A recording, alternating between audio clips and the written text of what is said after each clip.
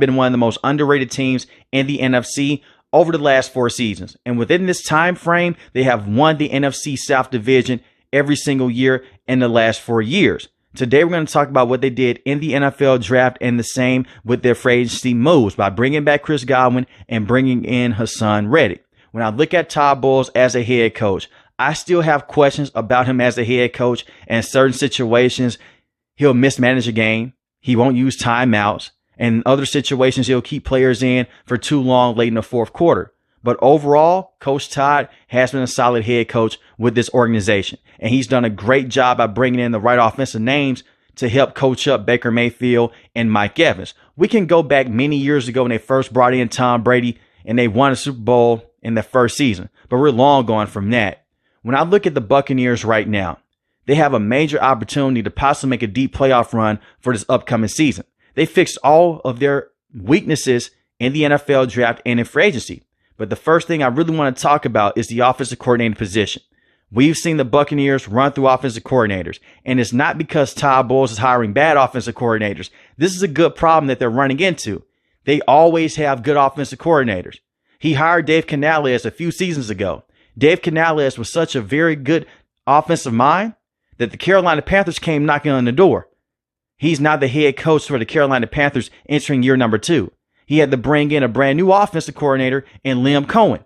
Liam Cohen helped give the Tampa Bay Buccaneers something that they haven't had over the last 5 years, and that was a consistent run game. The last time that we saw the Tampa Bay Buccaneers have a solid rushing attack, Leonard Fournette was with the team. And a lot of it was because Ryan Jensen was out dealing with a torn ACL injury. The entire offense was not the same. They drafted Graham in the first round, a phenomenal center coming out of Duke. And immediately, week 1, you saw the impact that he had in pass protection and also in run blocking. And he was able to utilize the 3 running backs with this roster. Liam Cohen did such a great job. The Jacksonville Jaguars, they came knocking on the door. Yet again, another team that's taking away an offensive coordinator. Liam Cohen is now the head coach with the Jacksonville Jaguars. Now you have Josh as your brand new offensive coordinator. And I do believe that he will be very successful with the Buccaneers. He's an in-house hire. He's the former pass game coordinator from last season. He helped develop those passing concepts with Liam Cohen. I still think the Tampa Bay Buccaneers will be at their best when Baker Mayfield is able to hand the football off and work off a play action. Baker Mayfield had a tremendous season last year. But if I'm looking at Josh, you don't want Baker Mayfield to have 35 to 40 pass attempts in every single matchup moving forward. It's not me saying that Baker Mayfield is only good because of the system that he's in. But Baker Mayfield will have instances that make you scratch your head and say, why are you putting the football in double coverage? Why are you throwing the football underneath straight to a linebacker? He had 16 interceptions last season, but he had 41 passing touchdowns. That was tied for the second most in the NFL. 4,500 passing yards. That was the third most in the NFL for a quarterback. If he only threw 5 to 10 interceptions, you could have placed him in the MVP conversation. That is how good Baker Mayfield was last season. And I look at Josh. He should be a very good fit in terms of calling plays with Baker Mayfield. Baker Mayfield is used to coaching changes. When you go back to his college career, he was a walk-on with Texas Tech. That didn't work out. He goes to OU. 2 different coaching staffs already. He goes over to the Cleveland Browns. His rookie season, he had Hugh Jackson. And I will continue to say this. Anyone that had to deal with Hugh Jackson at the college level or at the NFL level, I feel bad for you. He's a terrible coach. Baker Mayfield had to deal with that his first season. Year number 2, Freddie Kitchens as his head coach. Year number 3, Kevin Stefanski. So he is used to dealing with different coaches. And you need a quarterback that can adapt very quickly when he's working with a brand new offensive coordinator. So you have that in your back pocket if you are a Tampa Bay Buccaneers fan, and the same with Baker Mayfield. So I look at the offense and the names that they have. It's not hard to come in and call plays and get this team over the hump. They should have a top 5 passing offense and a top 10 rushing offense yet again. And you look at the names. Mike Evans, he's still one of the best wide receivers to have in the NFL. He's had over 1,000 receiving yards every single season in his career. He's played with quarterbacks like Jameis Winston, Tom Brady, the best quarterback he's ever played with, Ryan Fitzpatrick, Baker Mayfield. He is no stranger to being put into weird situations. And last season, 1,004 receiving yards, 74 catches, 11 receiving touchdowns. He would have easily had over 1,200 receiving yards if he was fully healthy. He missed time last season dealing with a hamstring injury. Chris Godwin is still a great wide receiver. I know that he's coming off this ankle injury and you worry about him long term. Before he got injured against the Baltimore Ravens Monday Night Football game, I wish that Todd Bowles would have pulled his starters out of that matchup late in the fourth quarter, but it is what it is. He breaks his ankle. That's the same game that Mike Evans went down with a hamstring injury. He was leading the league in receiving yards. He is still one of the best route runners to have, and do not sleep on his speed. He can take the top off the defense, not consistently, but if you put him in certain situations, he will get downfield. He's not a burner, but he's a veteran wide receiver. He knows the weak spot with the opposing defense. And in the first round, I thought for sure they're going to go out there and bring in an extra pass rusher or someone in the secondary. They went with Emeka Egbuka out of Ohio State. Jackson Smith-Njigba has been a very good football player with the Seattle Seahawks so far. Imagine Jackson Smith-Njigba basically with the Tampa Bay Buccaneers. Emeka Egbuka should feast in this system. His last season with Ohio State, he played primarily inside the slot. 81 catches, 1,011 receiving yards, 10 receiving touchdowns, and he had a catch that went for 68 yards and went to the house. So he also has speed. He's going to fit in this system very nicely. Teams already don't go out there and double cover Chris Godwin and Mike Evans. They may play a lot of cover 2 man and have a safety over the top and try to have safeties to bring down and help out with smaller cornerbacks against Mike Evans. But what are you going to do underneath against someone like Emeka Egbuka? And don't forget about Jalen McMillan, who is a very good wide receiver, and he stepped up when Chris Godwin and Mike Evans were both out. And you have Cade Otton at the tight end position. We're talking about an offense right now. They have little to no weaknesses on this end of the football field. 600 receiving yards last season for Cade Otton, 4 receiving touchdowns. He averaged a first down a catch, 10 yards a catch. And he's very good in those short yardage situations. He's a for sure-handed tight end. This is a very good situation for the Buccaneers. Let's just say Chris Godwin goes down for some time for the upcoming year. And the same with Mike Evans. You now have Jalen. You now have Emeka Egbuka who can step in as a number 1, number 2 wide receiver. Sterling Shepard is still on the roster. Sterling Shepard is not a major playmaker, but he has that chemistry with Baker Mayfield. They're close friends and they're former college teammates. I expect for them to keep him around because of the comfortability that Baker Mayfield has with him. They ran this offense through their running backs and through their tight ends when their top 2 wide receivers were out. And when Mike Evans was able to return, they were still running the football at a high clip. And this is where I want to get into the running backs here. Personally, in my opinion, I believe the best running back that they have is Bucky Irving. He's phenomenal. Bucky Irving had 1,122 rushing yards last season. 8 rushing touchdowns. He averaged 5.4 yards a carry. Rachaad White, 613 rushing yards, 3 rushing touchdowns last season, 4 yards a carry. Then you have Sean Tucker, the speedy running back that come out of the backfield. Every single last one of these running backs, they give you something different. The goal here with the Buccaneers is to feature Bucky Irving as much as possible. Still feature those other running backs, but I want to see Bucky Irving basically be the bell cow from week to week.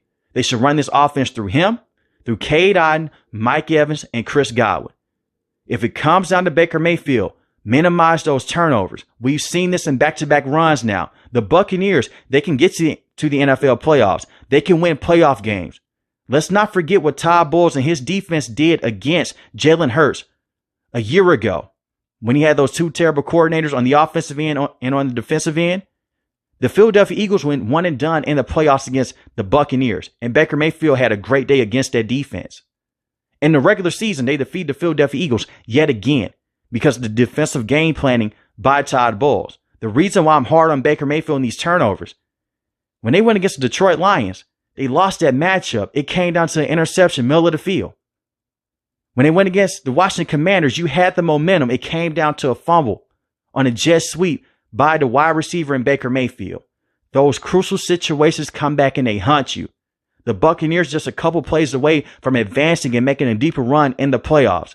And Baker Mayfield is a talented quarterback. Just minimalize those interceptions and those turnovers, and you can really be cooking with something here. But my expectation for the Tampa Bay Buccaneers for this upcoming season is to have a top-tier offense in rushing and also in passing. And if you go against a team like the Philadelphia Eagles, you're finding a tough way to go out there and stop their offense. Run the football. Work off of play action. Chew clock. That's what they did against the Washington Commanders. It just came down to that interception. It just came down to that fumble, by Baker Mayfield. But when I look at their offense, they're loaded. And this offensive line, Tristan Wirfs is one of the best tackles that you can have in the game at the left tackle position. Luke Gadecki, solid right tackle. He's a very good football player. Graham Barton, I can't say enough good things about him. He's a huge reason to why this offense has taken a complete 180 in terms of the rushing department in just one season with him. And he's going to get better long term. He should get better from year to year. He has potential to be one of the best interior linemen in Tampa Bay Buccaneers history. When I look at the defense with the Buccaneers, their rushing defense has been very good since Todd Bowles was the defensive coordinator. As a head coach, their defense has still been solid against the run. Getting pressure on the quarterback is a different story. Shaquille Barrett got injured a few years back. He tore his Achilles. The pass rushing was never the same. He hasn't been the same player. Yaya Diaby in his rookie season did lead the team in sacks, but you need more pressure on the outside than just Yaya Diaby. So what was Todd Bowles doing? He was blitzing a lot. And when I mean that he was blitzing a lot, he had one of the highest blitz rates in the NFL. Against quarterbacks like Jalen Hurts, they'll work out for you. Against quarterbacks like Jaden Daniels, not so much. He needs to blitz less. And even with the New York Jets, when he was the head coach, he still blitzed a lot. They went out there in free agency and they brought in Hassan Reddick. Now, this is the thing with Hassan Reddick. Hassan Reddick is a very good football player. In 2023, he had 11 sacks. In 2024, he had 1 sack. So I just want to add in context before I really dig into the conversation with Hassan Reddick. He should be a very good pass rusher. He does have to go out there and have 15 to 18 sacks on the year. Can he put a lot of pressure on the quarterback? A lot of things went wrong with the New York Jets. He was not just a system pass rusher with the Philadelphia Eagles. He had a good career before he came over to the Philadelphia Eagles. The problem he ran into with the New York Jets, they were horribly ran. He wanted a contract extension. He wanted more money. So he missed time in training camp and he missed time at the beginning of the regular season. They went out there, they restructured his contract. He fired his agent. He should have did that before the season started.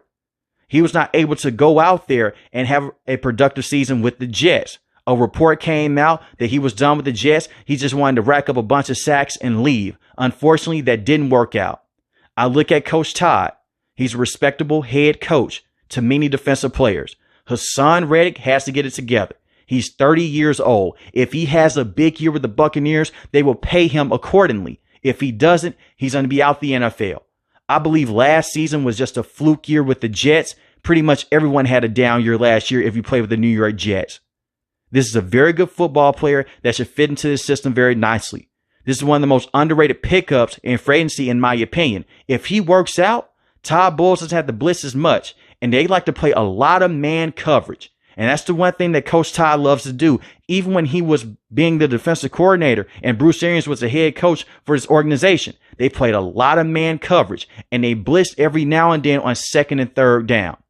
Now, if you can resort more back to just playing zone coverage to where you don't have to mix in man coverage every single down, you'll be better off because of that.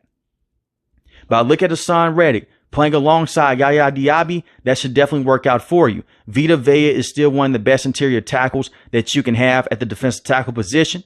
7 sacks last season. Kalijah Kancey, he's a very good football player. Can he stay fully healthy? 7.5 sacks last season, 1 forced fumble. This is a very good group. As long as Vita Vea and Kalijah Kancey are both on the field, they're going to stop the run. This is why you need to bring in more players in the secondary. And you look at this division, you have Bijan Robinson, you have Chuba Hubbard, you have Alvin Kamara. You have to stop the run in this division and get to the quarterback. Put a lot of pressure on Michael Penix Jr., Bryce Young, and whomever the starting quarterback is going to be for the New Orleans Saints. In the second round, that's when they really went out there and they really targeted their defense even more. You add in Hassan Reddick in free agency. You need to bring in some cornerbacks. You go out there, you bring in Benjamin Morrison, who is a very good cornerback from Notre Dame. He's an outside press man corner. You already have solid cornerbacks on the back end with Zion McCollum, and the same with Jamel Dean. I look at Jamel Dean. He's not a true number one corner in my opinion. He's not a bad player, but I wouldn't put him on a top wide receiver like a Justin Jefferson or a Jamar Chase and say, hey, I don't have to worry about him for the rest of the game. Benjamin Morrison, it may take some time, but he has that potential. He was a star at Notre Dame, especially in press man coverage. They blitzed a lot with Notre Dame. I expect for him to fit this system like a glove. Not only did you bring him in, you also brought in Jacob Parrish, a very good nickel cornerback from Kansas State. Now, this is the interesting part with him. He can play inside the nickel position. He can also play the safety position. Part of the reason to why the Tampa Bay Buccaneers had struggles last season with their defense, a lot of blitzing by Todd Bowles. But to give him some credit here and to give him some help in the defense department, they were dealing with a lot of injuries. Antoine Winfield is a great safety. He missed time last year. And when he missed time, we saw Kirk Cousins go out there and dominate them Thursday Night Football. We saw them be very vulnerable on the back end. Jacob Parrish can play the safety position. He's a do-it-all player on the back end. He's better as a nickel cornerback, but if you want him to play some free safety, he can do that for you. So you're mixing in some versatility on the back end. And those are just some of the things that the Buccaneers have done this offseason to help out Todd Bowles and their defense. They really need their passing defense to be better. Within the last 3 years, they have ranked at the bottom of the NFL totem pole in terms of stopping the pass. And that's a terrible situation. Now you're putting Baker Mayfield into a situation you can't run the football as much if you're playing from behind. He's trying to throw your way back into the game. You don't want your star quarterback to be in this situation every single week. Baker Mayfield can have ice in his veins. He's had moments like that. But the ideal situation is to play complementary football. Run the football, work off of play action with Baker Mayfield, and play very good defense on the back end, especially with you having the defensive head coach and Coach Todd. The secondary looks strong. You look at Zion McCollum. He did give up a lot of yards last season, but he had 17 pass deflections and 2 interceptions. And I will say this. I'm giving Jamel Dean and Zion McCollum a lot of credit. It is hard as hell to go out there and be in press man coverage every single week, majority of the time, because your coach is trying to draw up pressure. And I don't blame Todd Bowles. When you don't have a star pass rusher, it puts a lot of stress on your secondary. So he's bringing in extra defenders from the linebacking room, extra defenders from the secondary to put pressure on that quarterback. Now you have Hassan Reddick. If he can step up with Kalijah Kancey, Vita Vea, and Yaya Diaby, that's a very good situation. So you don't have to go out there and blitz as much. Far as the linebacking room, Levante David, I swear this man refuses to age. Levante David is still running around like he's 22 years old. The man is 35, 76 solo tackles last season, 5.5 sacks, 3 forced fumbles, and 1 interception. He's one of the best linebackers you can have till this day. Anthony Walker, very good speedy linebacker. I'll see how he fits in the system with Todd Bowles, but I'm very skeptical of his fit. But your star defensive players, Vita Vea, Kalijah Kancey, Antoine Winfield, Levante David, that's a very good success. And that's a very good recipe for success in this division. But let me know in the comment section below how you feel about the Tampa Bay Buccaneers and everything that they have done so far in this offseason. If you're new to the channel, hit the subscribe button. If you like the video, hit the like button. Most importantly, want each and every last one of you guys stay safe, stay positive. Thanks for the video, guys. God bless. Peace.